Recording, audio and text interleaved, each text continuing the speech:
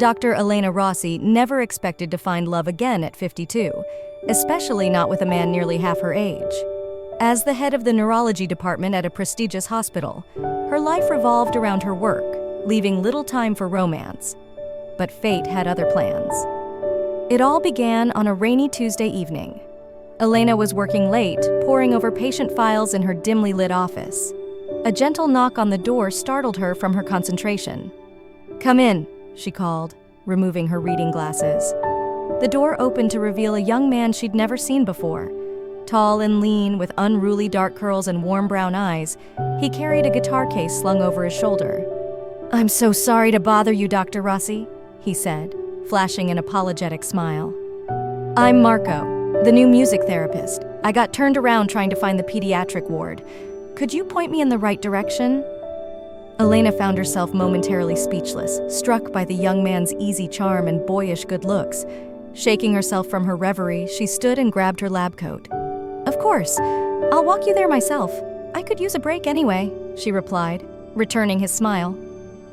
As they strolled through the quiet hospital corridors, Elena found herself captivated by Marco's enthusiasm for his work. He spoke passionately about the healing power of music, especially for children facing serious illnesses. His eyes lit up as he described a particularly moving session with a young leukemia patient. "I'm sorry, I'm rambling," Marco said sheepishly. "I tend to get carried away when I talk about music therapy." "No need to apologize," Elena assured him. "It's refreshing to see someone so passionate about their work. We need more of that around here." They reached the pediatric ward, and Elena felt an unexpected pang of disappointment that their walk was over. "Thank you so much for your help, Dr. Rossi," Marco said, flashing that charming smile again.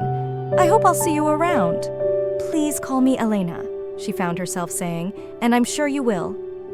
Over the next few weeks, Elena found herself looking for excuses to visit the pediatric ward. She told herself it was to check on her younger patients, but deep down she knew she was hoping to run into Marco again. Their paths crossed frequently, and Elena found herself drawn to Marco's warmth and compassion.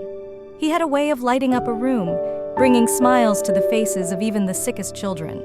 She loved watching him work, strumming his guitar and singing softly as tiny faces relaxed and small bodies swayed to the music.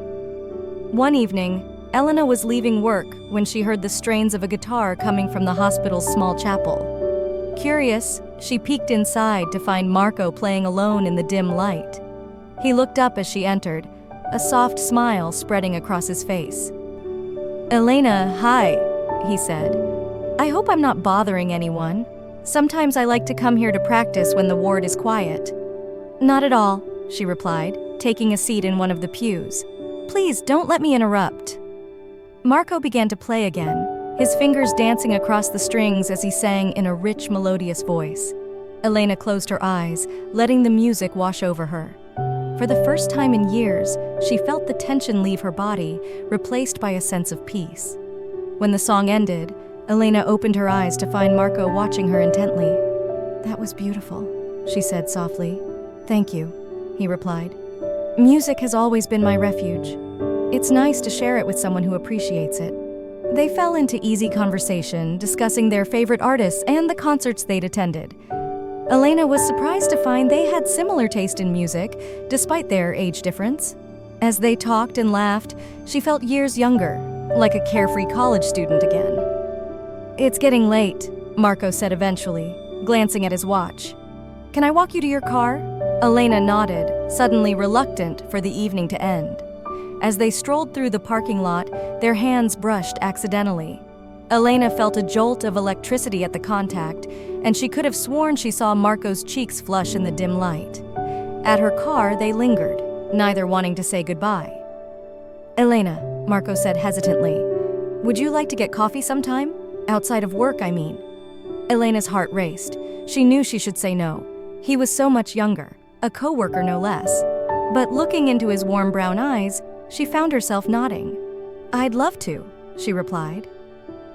Their first date was at a cozy cafe near the hospital. Elena fretted for hours over what to wear, finally settling on a simple blue dress that brought out her eyes. When Marco arrived, his jaw dropped slightly. "You look beautiful," he said, presenting her with a single red rose. Over lattes and pastries, they shared stories of their lives. Elena spoke of her divorce 10 years prior, her decision to focus on her career rather than remarry. Marco opened up about losing his father to cancer as a teenager, how it had inspired him to pursue music therapy. As the evening drew to a close, Marco walked Elena to her car. There was a moment of charged silence, both unsure how to end the night. Finally, Marco leaned in and placed a soft, chaste kiss on her cheek. "Thank you for a lovely evening," he murmured. Elena's skin tingled where his lips had touched. "The pleasure was all mine," she replied. From that night on, Elena and Marco were inseparable. They explored art museums, attended concerts in the park, and took long walks by the river. Marco even convinced Elena to try salsa dancing, something she'd always wanted to learn, but never had the courage to attempt. Their colleagues were supportive, if a bit surprised at first. Elena's best friend and fellow doctor Sophia remarked that she hadn't seen Elena so happy in years. Marco's supervisor joked that he was acting like a lovesick teenager. As summer faded into autumn, Elena and Marco's relationship deepened. They spent cozy evenings cuddling on Elena's couch, Marco playing his guitar while Elena read aloud from her favorite poetry books. On weekends, they explored nearby towns, trying new restaurants and browsing antique shops. Elena marveled at how easy it was to be with Marco. He made her laugh like no one else could, and she found herself opening up to him in ways she never had with anyone before. For the first time in years, she felt truly alive. Of course, their relationship wasn't without its challenges. The age gap sometimes caused friction. Elena worried about holding Marco back from experiences he should be having in his youth. Marco struggled to relate to some of Elena's more settled habits and routines, but they always found their way back to each other, their bond growing stronger with each obstacle overcome. On a crisp October evening, Marco surprised Elena with a picnic in the hospital's rooftop garden. As the sun began to set, painting the sky in brilliant hues of pink and orange, Marco took Elena's hand. "Elena," he began, his voice thick with emotion. "These past months with you have been the happiest of my life. You've shown me what true partnership and love really mean. I know we face challenges, but I want to face them together for the rest of our lives. Will you marry me?" Tears sprang to Elena's eyes as Marco opened a small velvet box to reveal a delicate vintage ring, a small diamond flanked by 2 sapphires. "Oh, Marco," she breathed. "Yes, 1,000 times yes." Their wedding was an intimate affair, held in the hospital chapel where they'd first connected over music. Elena wore an elegant cream-colored gown and carried a bouquet of red roses. Marco beamed with pride as he watched his bride walk down the aisle, escorted by her brother. As they exchanged vows, promising to cherish each other for whatever time they had left, there wasn't a dry eye among their gathered loved ones. Elena's teenage niece later remarked that she'd never seen a couple look at each other with such adoration. The newlyweds honeymooned in Italy, exploring Elena's ancestral homeland. They strolled hand in hand through ancient ruins, marveled at Renaissance art, and indulged in decadent pasta and wine. In the evenings, they slow danced on their hotel balcony, lost in each other's arms. Upon returning home, Elena and Marco faced the challenge of merging their lives. They decided to sell Elena's condo and buy a cozy house with a music room for Marco and a home office for Elena. The process of combining households was sometimes stressful, but they tackled it as a team. Their first year of marriage brought both joys and obstacles. They had to navigate different sleep schedules, household habits, and ways of handling conflict. But their commitment to open communication and mutual respect saw them through the bumps. They also had to confront the realities of their age difference. Elena worried about her ability to keep up with Marco's energy as she got older. Marco reassured her that he loved her just as she was and would adapt as needed. They made a pact to prioritize their health, taking up yoga and cooking nutritious meals together. As their second anniversary approached, Elena and Marco decided to renew their vows. This time, they invited a larger circle of friends and family to celebrate with them. The ceremony was held in their backyard, surrounded by the colorful autumn foliage. Elena's voice shook with emotion as she recited her vows. "Marco, loving you has been the greatest adventure of my life. You've shown me that the heart never grows too old for romance, for butterflies, for the giddy joy of new love. I cherish every moment we've shared and look forward to many more years by your side." Marco's eyes glistened as he responded, "Elena, my darling, you are the unexpected miracle of my life. Your wisdom, your compassion, your zest for life inspire me daily. I am a better man for loving you. I promise to continue learning and growing with you, to face whatever challenges lie ahead as your partner and best friend." As they sealed their renewed commitment with a kiss, their assembled loved ones erupted in cheers and applause. The celebration that followed was joyous, filled with music, dancing, and heartfelt toasts to the happy couple. In the years that followed, Elena and Marco continued to build a beautiful life together. They became active in their community, volunteering at a local music therapy program for underprivileged youth. They traveled when they could, checking items off their shared bucket list.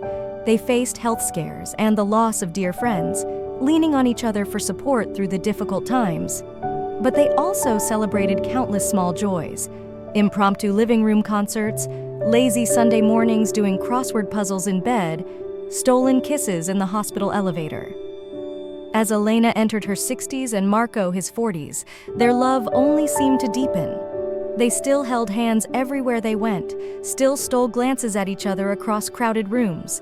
Their colleagues marveled at the example they set, showing that true partnership knows no age limit. On their 10th wedding anniversary, Marco surprised Elena with a trip back to Italy. Though they moved a bit slower now, the magic of their honeymoon was just as potent. One evening, as they sat on a terrace overlooking the Tuscan countryside, Elena rested her head on Marco's shoulder. "Thank you," she said softly. "For what, my love?" Marco asked, pressing a kiss to her silver hair. "For taking a chance on love with me. For giving me a second spring when I thought my autumn had come." Marco's arm tightened around her. "Oh, Elena, loving you has been the greatest privilege of my life. Thank you for showing me that it's never too late for happily ever after." As the sun set over the rolling hills, painting the sky in brilliant hues of pink and gold, Elena and Marco sat in contented silence. They had found in each other a true partner for the journey, someone to share life's joys and sorrows, to grow with, to love unconditionally. Their story was a testament to the enduring power of love, proving that the heart never grows too old for romance. Elena and Marco had discovered that sometimes the most beautiful chapters of life are written in its later pages.